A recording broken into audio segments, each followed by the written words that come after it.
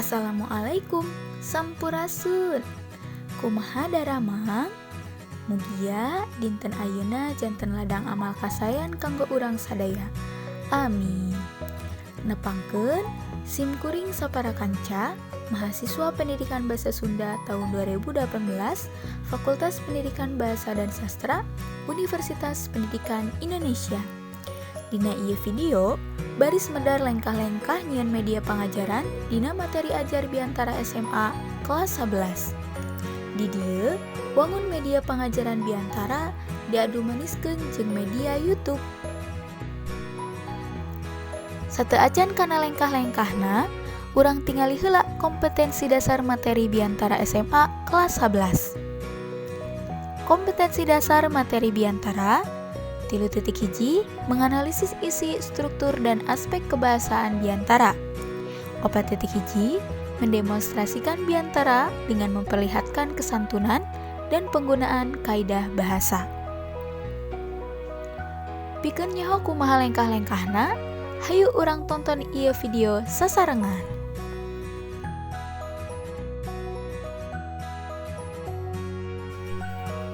Mimiti buka situs youtube.com dina Google Chrome. Sanggeus asup kana tampilan dashboard YouTube, klik tanda plus atawa tambah di lebah luhur katuhu. Tuluy klik upload video. Sabada diklik bakal aya tampilan saperti kieu. Tuluy klik select files.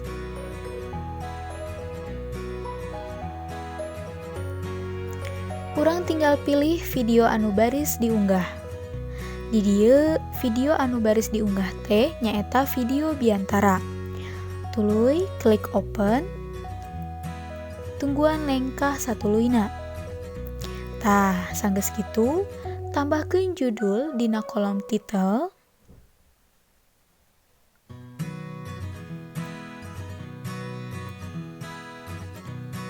Jeung deskripsi dina kolom description.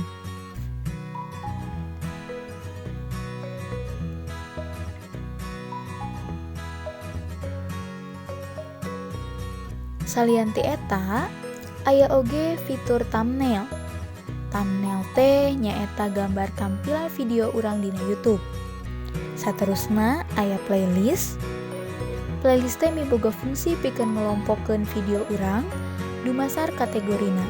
Sajabati eta, playlist nu dijieun teh bisa diteangan dina pencarian YouTube. Upama geus dipilih playlistna, klik done. Sanggeus kitu, aya oge fitur anu ngatur batasan umur panonton, nyaeta aya yes it's made for kids jeung no it's not made for kids. Yes it's not made for kids pikeun barudak di handap 17 tahun. Ku kituna urang pilih no, sangkan ieu video bisa ditonton ku sakabeh umur.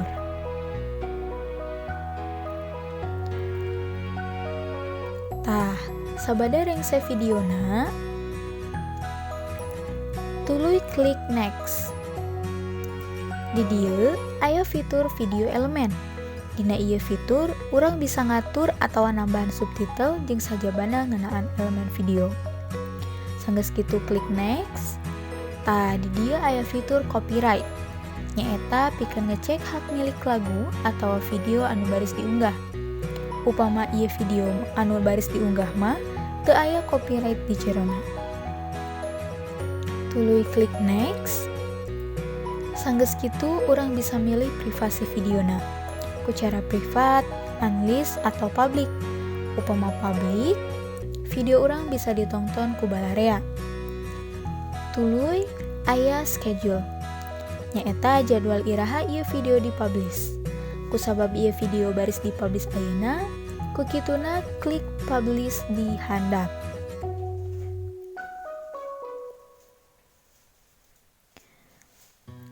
Tah, sabada kitu muncul link video.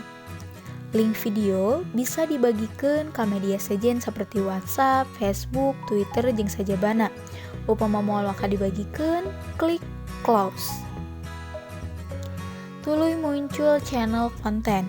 Dina ieu tampilan urang bisa ningali video-video anu geus dipublish ku urang. Eta video-video teh bisa diedit deui. Nyaeta ku cara klik video anu baris diedit. Tuluy bakal muncul tampilan seperti kieu, nyaeta seperti tadi. Nyaeta judul, deskripsi jeung sajabana. Sanggeus rengse diedit, urang bisa ningali videona seperti kieu.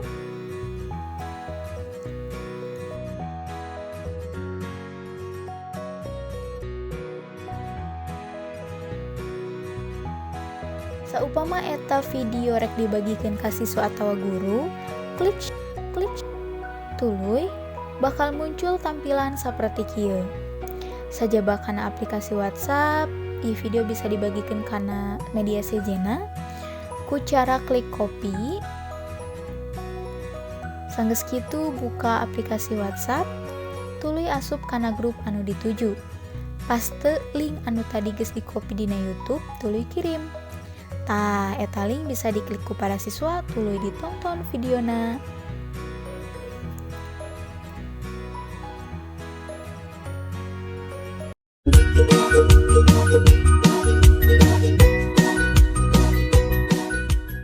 Bismillahirrahmanirrahim. Assalamualaikum warahmatullahi wabarakatuh. Sampurasun. Puji tekendat urang sanggakeun ka Gusti Maha Suci. Puja salawasna urang sanggakeun ka Allah Nu Maha Kawasa. Salawat sinereung salam mugia langgeng bocor ngagolontor ka junjunan alam Nabi anu mulia Muhammad sallallahu alaihi wasallam.